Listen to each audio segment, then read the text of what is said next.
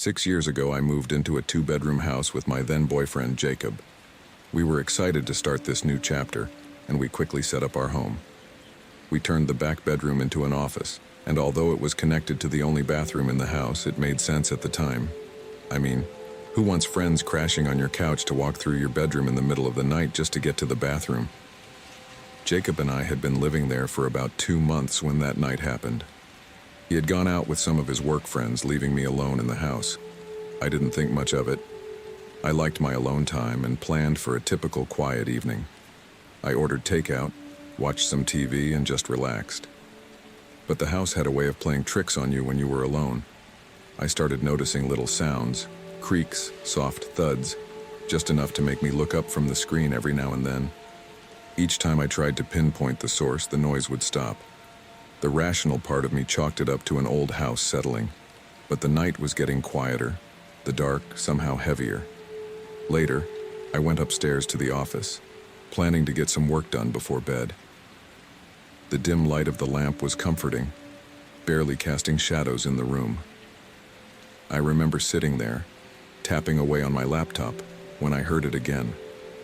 The sounds, but this time it was different. A faint rattling, like someone trying to be as quiet as possible. I paused. At first I tried to ignore it. Maybe it was just the wind, I thought. But something in me couldn't let it go. I got up, walked into our bedroom, and peeked out the front window. The street was empty, silent. I went back into the office, heart thumping a little faster now. I glanced out the window there, but it was too dark to make anything out. We had a small yard with a tall brick wall and a sturdy wooden gate, but no lights in the back.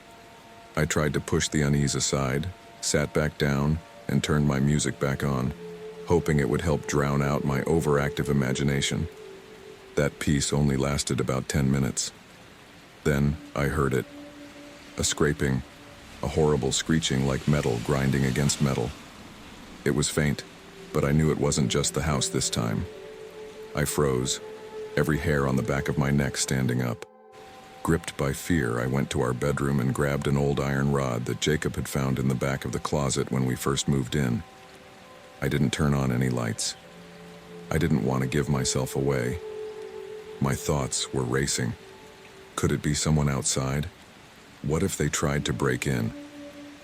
I hurried back to the office, quietly locking the door behind me and jamming a chair under the handle. It wasn't much, but it made me feel a bit safer. For what felt like an eternity, nothing happened. The house was silent again. I started to feel foolish, convinced I had just overreacted because it was my first night alone. But then, the whispers started. I wasn't imagining it. 2 voices, low and soft, talking just outside the house. They were male, and they seemed to be speaking just below the office window. My heart pounded in my chest as I realized I had left the window cracked open. I couldn't make out the full conversation, but the pieces I caught sent chills through me. They were talking about the house, about the stuff Jacob and I had, my guitars, the DSLR, the TV. They knew we had moved in recently. Somehow, they must have known I was alone. I crept into the bathroom, trying to get a better view of the alley. The house had this odd layout. The office and bathroom made an L shape around the yard, so from the bathroom window, I could see more of the alley behind the house. I climbed onto the ledge and opened the window slightly, just enough to listen in. The voices were getting louder, and I could tell they were standing right by the gate. Suddenly, a loud thud echoed through the alley. I saw the gate shudder, then shake violently with each hit. They were trying to break it down. My hands gripped the iron rod tighter as I stared in horror. The gate was sturdy, but not invincible, and these men, they were strong. Strong enough to break through if they wanted to. I felt trapped. I'm not a big person, and there was no way I could fend them off if they got inside. I started frantically thinking of places to hide. Every option seemed hopeless. My breath quickened, and just when I thought the gate was about to give way, a blinding light flooded the yard. My heart nearly stopped. At first, I thought they were shining a flashlight, searching for a way in. But then I heard the barking, dogs, loud and close. The floodlight was coming from the house across the alley. Their motion sensor had been triggered. I heard the men curse under their breath, their footsteps suddenly rushing down the alleyway. I stayed frozen, barely daring to breathe until the barking faded and the yard fell silent once again. The relief was overwhelming, but I didn't dare move from that spot until Jacob finally stumbled in around 4 a.m., completely unaware of what had happened. When daylight broke, I walked out to the yard, and what I saw made my stomach drop. The gate was hanging by a single hinge. The keyhole was scratched like they'd tried to force it open. If it hadn't been for that floodlight, I don't even want to think about what could have happened.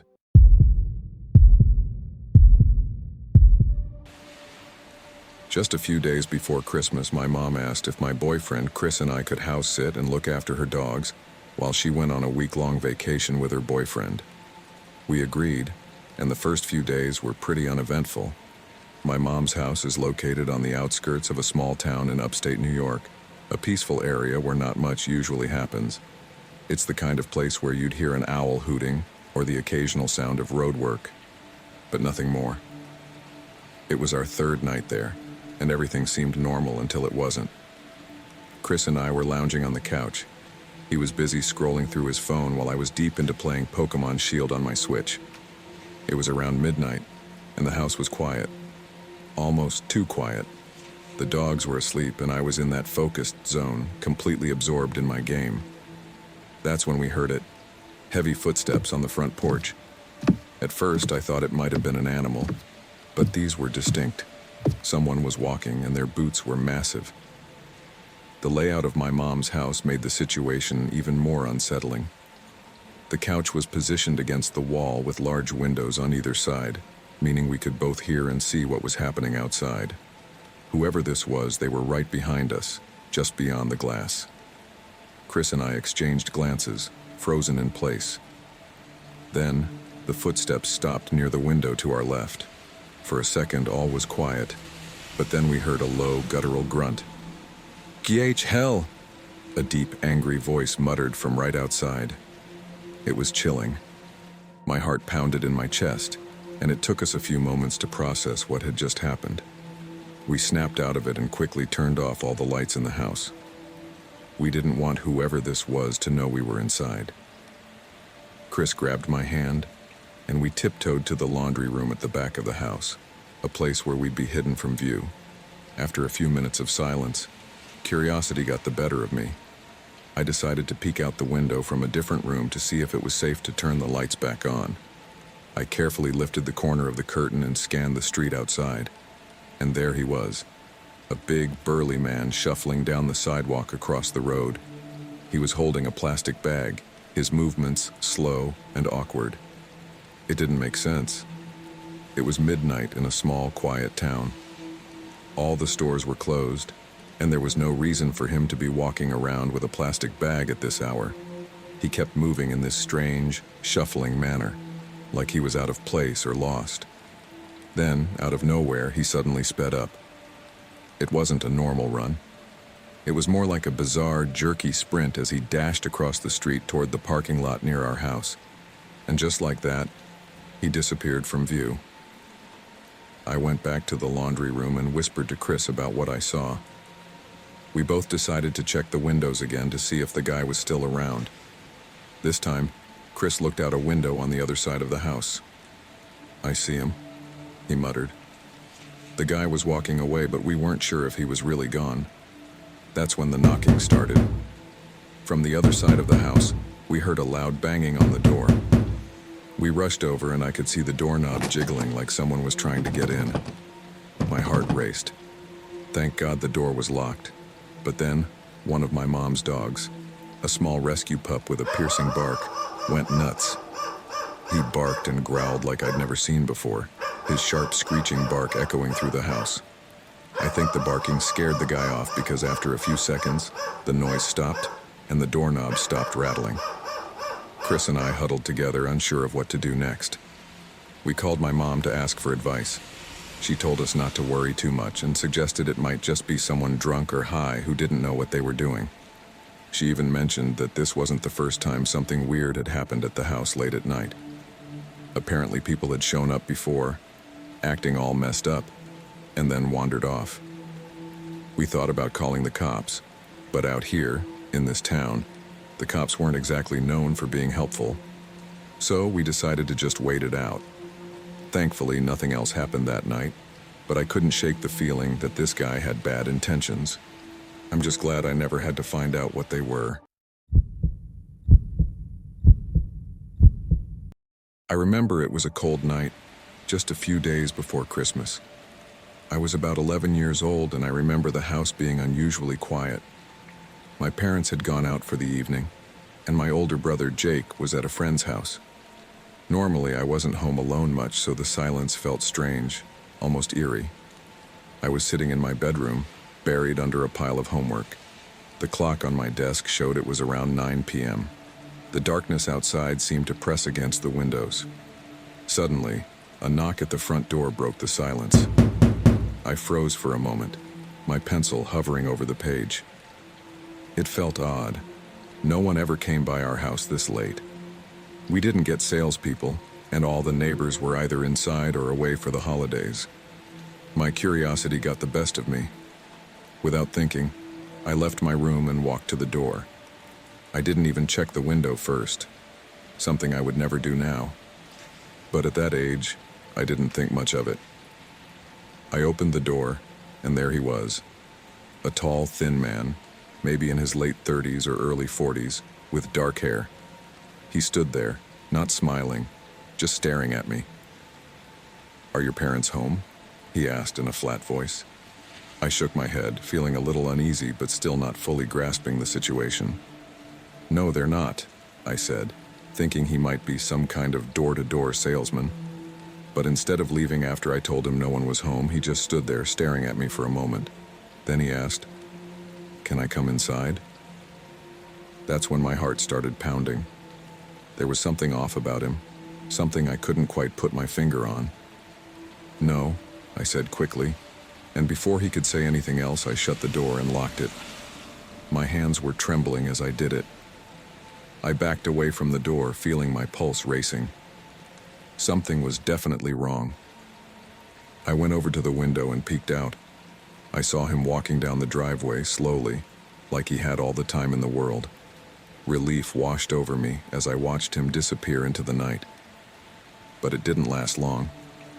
I went back to my room, trying to focus on my homework, but my mind kept replaying the encounter. 10 minutes passed, and just as I was starting to calm down, I heard it again, a noise. This time it wasn't from the front. It was coming from the back of the house. The back door. My stomach dropped. It sounded like someone was jiggling the doorknob trying to open it. I stayed perfectly still, frozen in my chair. I was too scared to go check. I just sat there listening, hoping it would stop. After what felt like forever, the noise stopped and the house went quiet again. I told myself it was nothing, just my imagination. But deep down, I knew better. I got up from my desk and walked slowly down the hallway towards the living room. My heart was in my throat as I passed the front door, and when I reached the dining room at the back of the house, I dared to peek out the window. There he was, the same man. Standing in our backyard, his dark silhouette illuminated by the faint light from the porch. I could barely breathe. I didn't know if he saw me, but I didn't wait to find out. I turned and bolted back to my room, slamming the door behind me. My hands were shaking as I grabbed the phone and dialed 911. I tried to keep my voice steady as I told the operator about the man trying to get into the house. She told me to stay on the line, but I hung up and crawled under my blankets. I just wanted to disappear. Every little sound made me jump, and the minutes dragged by like hours. Eventually, I heard the distant wail of sirens. It wasn't until I saw the flashing red and blue lights through my window that I allowed myself to breathe again. I heard the police banging on the door, and I ran to let them in. They searched the yard, and to my surprise, they found him, hiding behind the shed, just waiting. I never found out what he wanted or why he came to our house that night. My parents and Jake were shocked when they got home, but no one recognized the man. All I know is that I'm glad he never made it inside. Even now, years later, I still get a chill whenever I think about how close he was.